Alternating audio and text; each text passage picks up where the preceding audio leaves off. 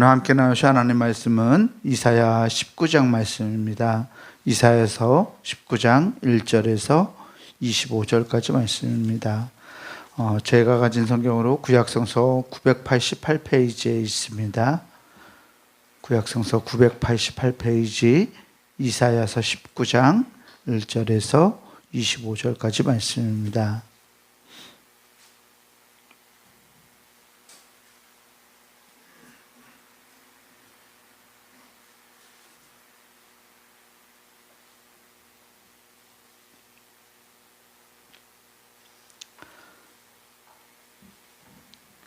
네, 이사야 19장 1절에서 25절까지 제가 앉아 여러분들한테 나누어서 교독하겠습니다. 애굽에 관한 경고라. 보라, 여호와께서 빠른 구름을 타고 애굽에 임하시리니 애굽의 우상들이 그 앞에서 떨겠고 애굽인의 마음이 그 속에서 녹으리로다.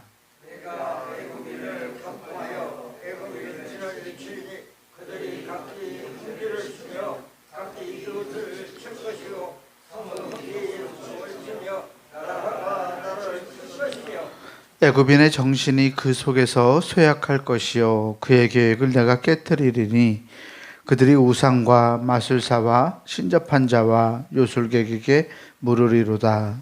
내가 애굽인을 잔인한 죄에 내 손에 붙이니 악한 왕이 그들을 다스리리라.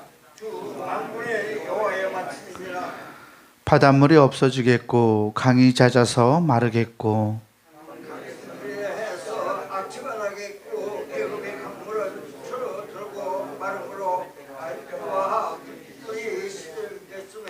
나일 가까운 곳, 나일 언덕의 초장과 나일강 가까운 곡식밭이 다 말라서 날려가 없어질 것이며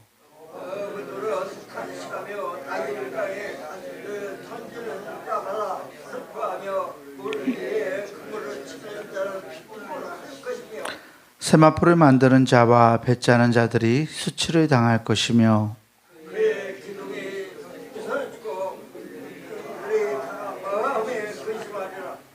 소안의 방백은 어리석었고 바로의 가장 지혜로운 모사의 책략은 우둔하여졌으니 너희가 어떻게 바로에게 이르기를 나는 지혜로운 자들의 자손이라 나는 옛 왕들의 후예라 할 수 있으랴. 너희의 지혜로운 헌자가 어디 있느냐. 그들이 만군의 여호와께서 애굽에 대하여 전하신 뜻을 할 것이요 곧 네게 말할 것이니라. 소안의 방백들은 어리석었고 노베 방백들은 미혹되었도다. 그들은 애굽 종족들의 모퉁이 돌이건을 애굽을 그릇가게 하였도다. 여호와께서 그 가운데 어지러운 마음을 쓰므로 그들이 애굽을 레시피에 설득하게 함이 자가 소하며 애굽에서 머리나 꼬리며 종려나무 가지나 갈대가 아무 할 일이 없으리라. 그날에 애굽이 그녀와 같을 것이야. 그들이 만군의 여호와께서 흔드시는 손이 그들에게 흔들림으로 말미암아 떨며 두려워할 것이며 유다의 땅은 애굽의 두려움이 되리니 이는 만군의 여호와께서 애굽에 대하여 정하신 계획으로 말미암음이라. 그 소문을 듣는 자마다 떨리라. 그날에 애굽 땅에 가나안 강을 말하며 만군의 여호와를 가리켜 명세하는 5성이 있을 것이며 그중 하나를 멸망하였으리라. 그날에 애굽 땅 중앙에는 여호와를 위하여 제단이 있겠고 그 변경에는 여호와를 위하여 기둥이 있을 것이요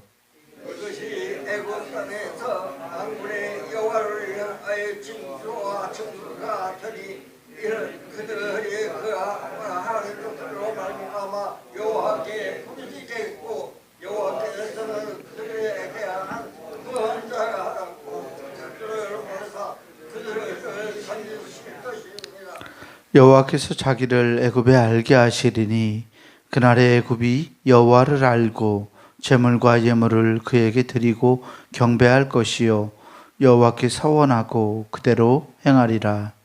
여호와께서 애굽을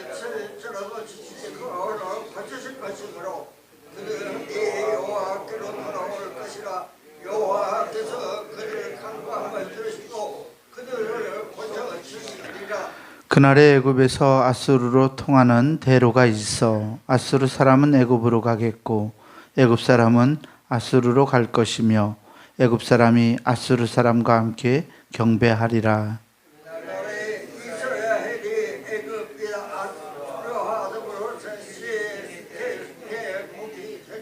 함께 봅니다. 이는 만군의 여호와께서 복 주시며 이르시되 내 백성 애굽이여 내 손으로 지은 아수르여 나의 기업 이스라엘이여 복이 있을지어다 하실 것임이라. 아멘. 주님이 주시는 은혜와 평강이 오늘 새벽 하나님께 나아가는 우리 모두에게 함께하기를 주의 이름으로 축원합니다. 오늘 이사야서 19장 말씀을 읽었는데요. 우리가 읽은 이 말씀은 이 애굽에 대한, 이집트에 대한 하나님의 심판 선언을 담고 있는 그러한 말씀입니다. 서두에서부터 애굽에 관한 경고라라고 말하면서 하나님께서 애굽에 어떤 징벌을 내리실지를 말씀하고 있어요. 18장 이전 장에서 구스 땅에 대한 하나님의 말씀, 하나님의 심판의 말씀을 적었는데 18장에서는 하나님께서 조용하게 그 자리에서 하나님이 감찰하셨던 것과 달리 이 19장에서 즉 이 이집트에 대한 하나님의 심판의 메시지에서는 하나님이 가만히 그들을 지켜보시는 것이 아니라 직접적으로 이 이집트 애굽 사람들에게 강림하시는 것으로서 말씀을 시작하고 있어요. 19장에 이렇게 1절에 시작하죠. 애굽에 관한 경고라.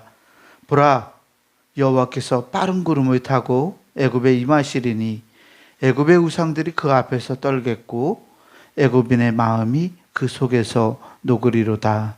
아멘.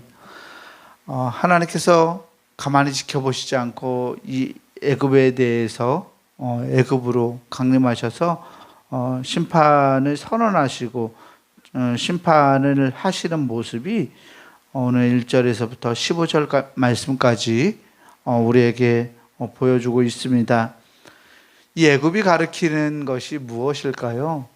우리가 잘 일반적으로 성경 속에서 이 애굽을 세상과 비교하죠. 세상적인 가치관을 가지고 힘이 있고 또 지혜로워 보이고 또 성경에서는 이 애굽이 이스라엘 백성들을 종노릇하게 만들었던 곳으로도 보여주고 있습니다.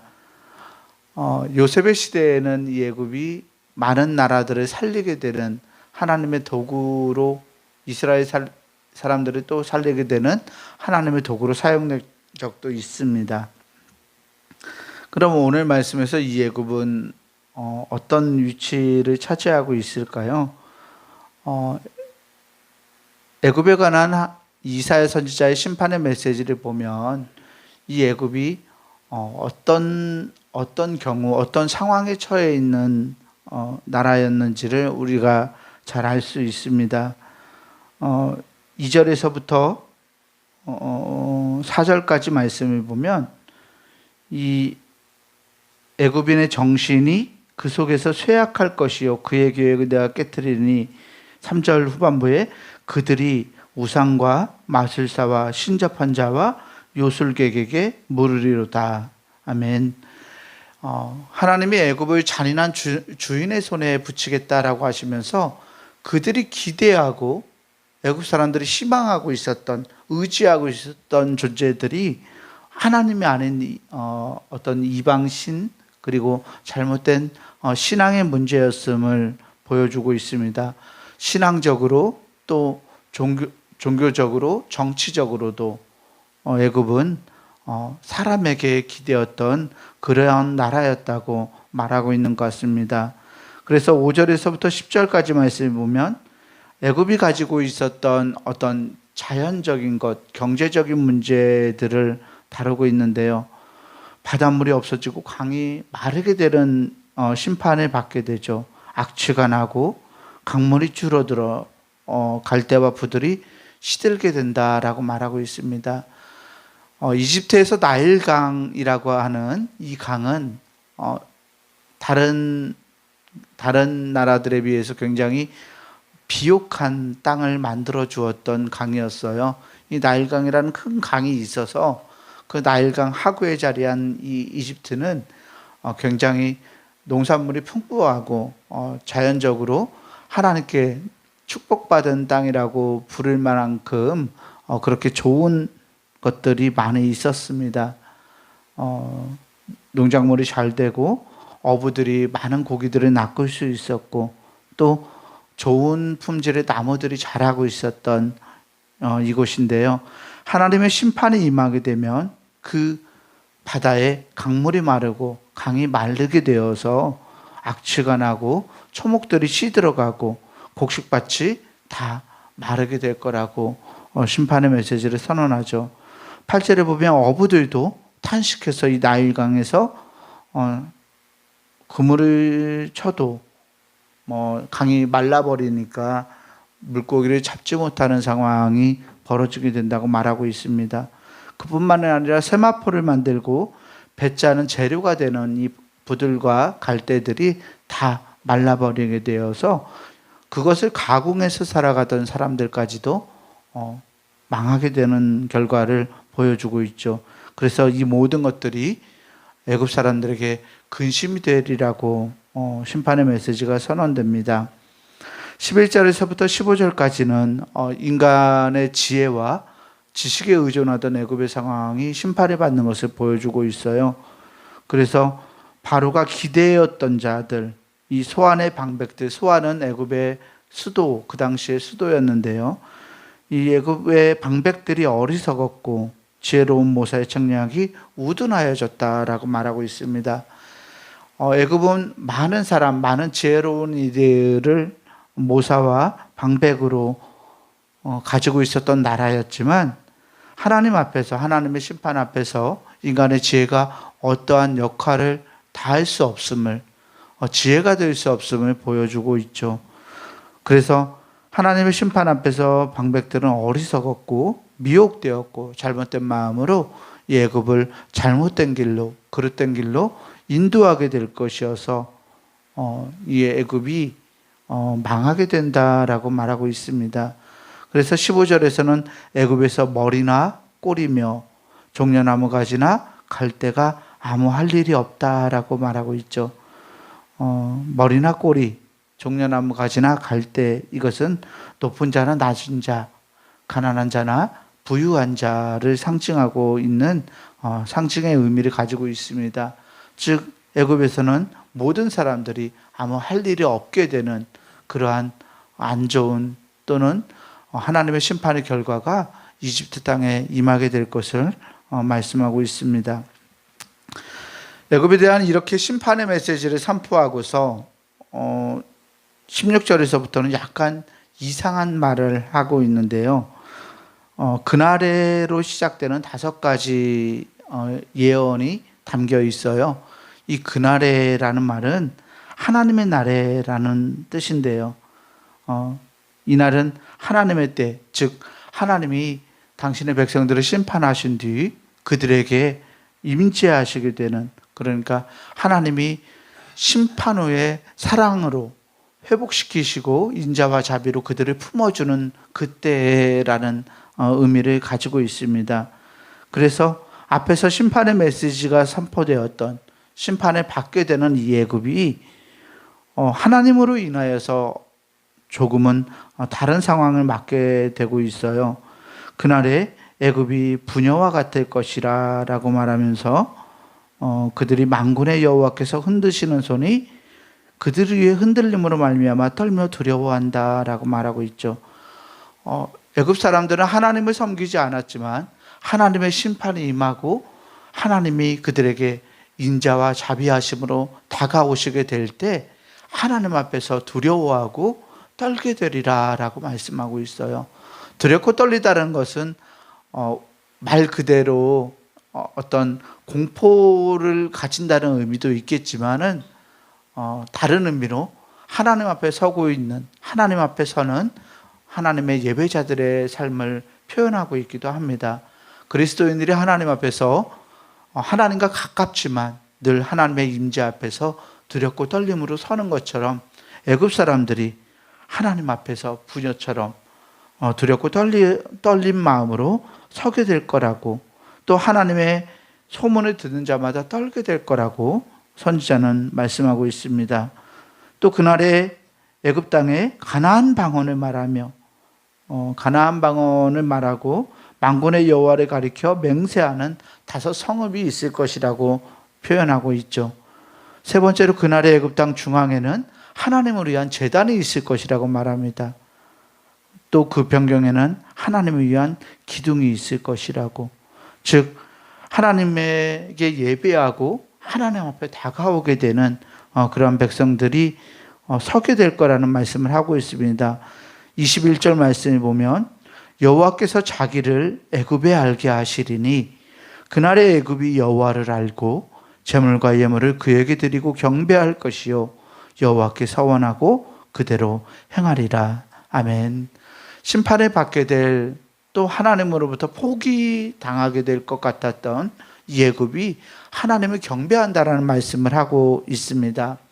출애굽 상황에서 이스라엘 백성들이 출애굽을 할 때 이 애굽 백성들은 하나님께 버림받은 백성처럼 그 결과가 남았지만, 지금 심판을 경험한 후에 이 애굽은 하나님이 포기하는 백성이 아니라고 이사야 선지자는 말씀하고 있습니다. 그래서 22절 말씀에 여호와께서 애굽을 치실지라도 치시고는 고치실 것이므로 그들이 여호와께로 돌아올 것이라. 여호와께서 그들의 간구함을 들으시고 그들을 고쳐주시리라. 아멘. 하나님이 얼마나 사랑이 많으시고 온 인류를 위한 하나님의 계획이 있는 것인지 우리에게 알게 하시는 말씀인 줄 믿습니다. 하나님이 애굽을 치셔도 그것을 치시고 고치실 것이어서 그들이 하나님께 돌아올 것이라고 말씀하고 있죠. 그래서 그날에 애굽에서 아수르로 통하는 대로가 있어서 아수르 사람과 애굽 사람, 이 강대국이라고 불리었던, 하지만 이들이 서로 통용하고 서로 대척하는 것이 아니라 서로 함께 교류하면서 애굽 사람이 아수르 사람과 함께 하나님께 경배하게 되는, 하나님의 도구로 사용되고 하나님의 백성이 되어서 하나님 앞에 엎드리게 되는 상황이 일어날 것이라고 말하고 있습니다. 마지막으로 24절에서 그날에 이스라엘이 애굽 및 아수르와 더불어 이 세 나라가 세계 중에 복이 될 거라고 말씀하면서 만군의 여호와께서 복 주시면서 내 백성 애굽이라고, 내 백성 이스라엘이 아니라 내 백성 애굽이라고 하나님 말씀하시고, 내 손으로 지은 이스라엘이 아니라 내 손으로 지은 아수르라고 말씀하십니다. 또 나의 기업 이스라엘이라고 하시면서 복이 있을지어다라고 하나님의 복을 선포하는 것을 볼 수 있습니다. 오늘 우리들에게 이 세상은 이와 같습니다. 애굽과 같고 아수르와 같아요. 때로 세상이 우리들이 세상적으로 살아가면 안 돼라고 말하는 것처럼 그리스도인들이 살아가는 세계와 세상의 사람들과 이원적으로 다른 것 같지만, 이 세상은 하나님께 구원받을 백성이라는 것을 우리는 기억해야만 합니다. 우리가 세상을 배타적으로 세상 사람들은 거룩하지 않으니까, 그들은 더러우니까, 그들은 정결하지 않으니까 세상을 멀리하는 존재가 아니라 세상이 하나님의 다스림 가운데 있어야 되는 곳이라는 것을 말씀을 통해서 깨닫게 됩니다. 세상을 향한 우리 그리스도인들의 사명과 선교의 이 귀한 사명을 또한 발견하게 되는 본문인 줄 믿습니다. 오늘 이 말씀을 통해서 세상을 바라보는 우리의 관점과 우리의 시선이 변화되는 은혜가 있기를 소망합니다.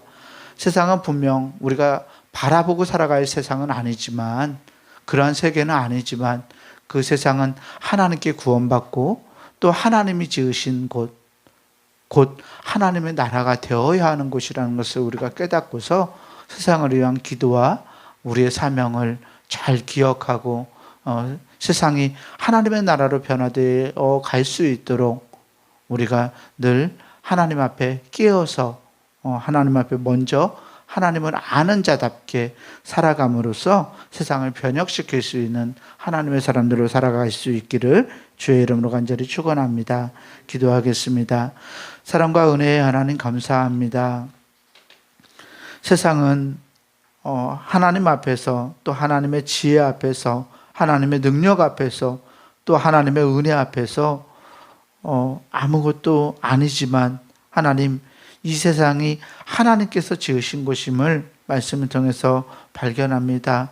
하나님, 이 세상이 하나님의 마음이 담긴 곳, 또 하나님께서 하나님의 나라로 변화시키실 귀한 장소임을 깨닫습니다. 하나님, 우리가 하나님의 마음을 깨닫고 먼저 하나님의 인자하심과 자비하심의 안에 들어가 있는 구원의 백성으로서 온 인류를 위한 하나님의 놀라운 구원 계획을 그 구원 계획에 사용될 수 있는 하나님의 은혜의 도구들이 될 수 있도록 우리를 사용하여 주시옵소서. 주님이 세상을 향한, 우리를 향한 귀한 계획을 가지고 계심을 우리가 깨닫고서 하나님 이 사명에 동참할 수 있는 믿음을 우리 안에 허락하시고 세상을 위해서 기도할 수 있는 그리스도인들이 되게 하시고 세상을 변혁시킬 수 있는 원동력으로 하나님 우리들이 사용될 수 있도록 날마다 하나님 앞에 바르게 설 수 있는, 또 세상을 바르게 대할 수 있는 우리 모두 되게 은혜 베풀어 주시옵소서. 변혁시킬 수 있는 능력과 은혜로, 지혜로 하나님 우리를 채워주시옵시고 하나님, 우리가 세상을 향한 사명을 포기하지 않을 수 있도록 하나님 우리에게 은혜를 베풀어 주옵소서. 오늘 거룩한 주일, 주의 백성들이 하나님께 나와서 예배하며 주의 성호를 높이며 찬양하는 복된 날인 줄 하나님 압니다. 하나님, 우리가 나와서 우리를 향한 하나님의 놀라운 계획들을 깨닫게 하시고 또 세상에 나아가서 힘있게 하나님의 사람답게 살아갈 수 있는 은혜를 누리는 복된 날 되게 하여 주옵소서. 감사드려오며 우리 구주 예수 그리스도 이름으로 기도하옵나이다. 아멘. 하늘에 계신 우리 아버지여, 이름이 거룩히 여김을 받으시오며 나라가 임하시오며 뜻이 하늘에서 이루어진 것 같이 땅에서도 이루어지이다. 오늘 우리에게 일용할 양식을 주시옵고 우리가 우리에게 죄 지은 자를 사하여 준 것 같이 우리 죄를 사하여 주시옵고 우리를 시험에 들게 하지 마시옵고 다만 악에서 구하시옵소서. 나라와 권세와 영광이 아버지께 영원히 있사옵나이다. 아멘.